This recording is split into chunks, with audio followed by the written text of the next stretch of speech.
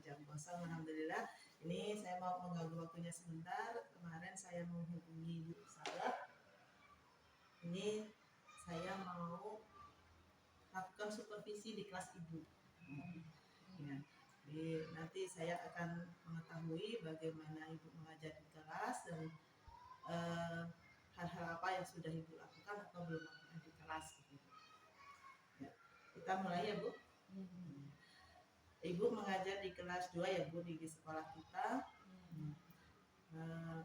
Masih menggunakan kurikulum 2013. Nah, untuk kurikulum 2013 yang Ibu gunakan besok itu rencananya bisa mengajarkan apa itu?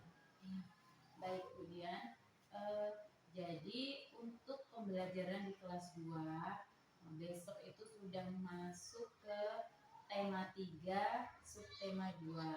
Nah, minggu lalu itu sudah selesai di subtema 1. Nah, untuk besok lanjut ke subtema 2. Subtema 2 itu di subtema 2 itu mencakup materi apa saja, pelajaran apa aja gitu? Untuk pembelajaran 1, jadi kan besok masih di pembelajaran 1 ya. Itu ada bahasa Indonesia, kemudian matematika, dan juga SBDP. Jadi ada 3 mata pelajaran atau muatan pelajaran yang akan dikerjakan. Jadi karena kurikulum 13 pakai tema, jadi ini ada muatan beberapa pelajaran yang akan Ibu ajarkan.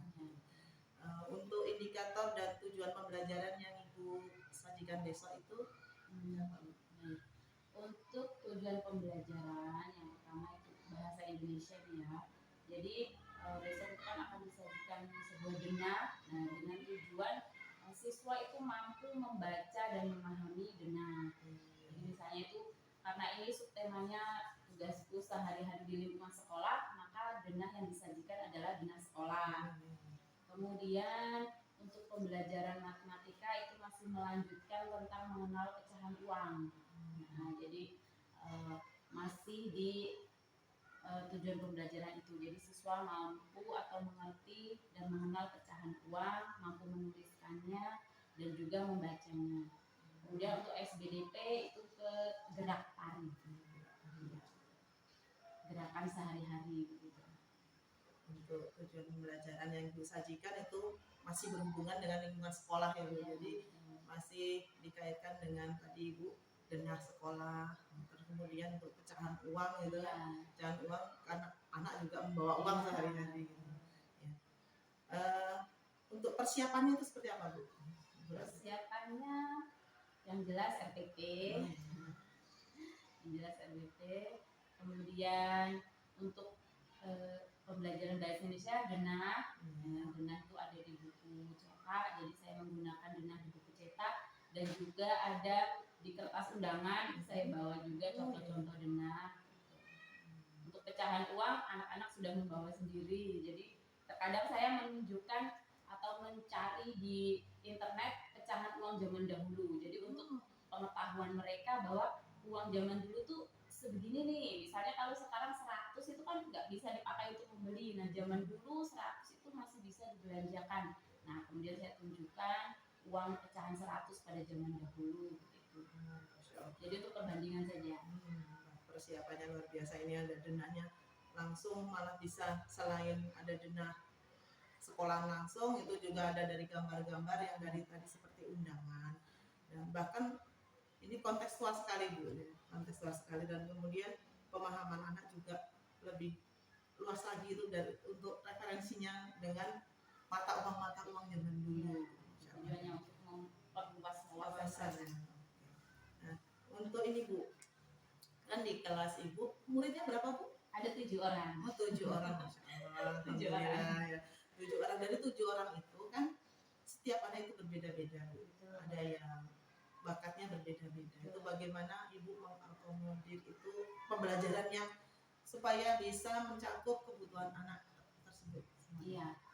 Jadi dari 7 orang siswa ini ada 7 macam juga kebiasaan mereka dan kesukaan mereka.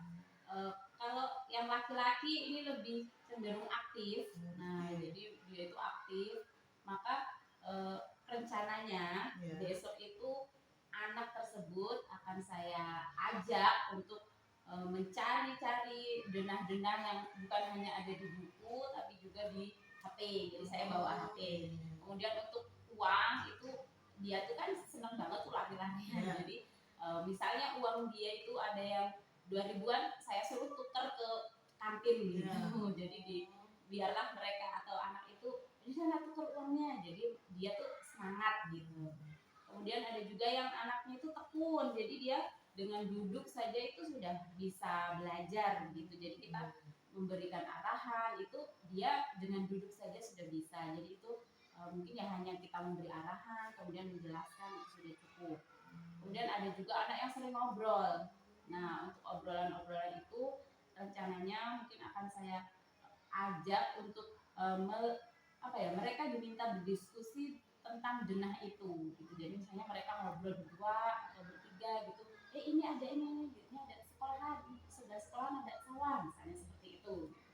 Jadi diajak suruh mereka ngobrol berdua, coba kalian berdua cari ini di sebelah ini ada apa, tapi dengan berkelompok berdua itu.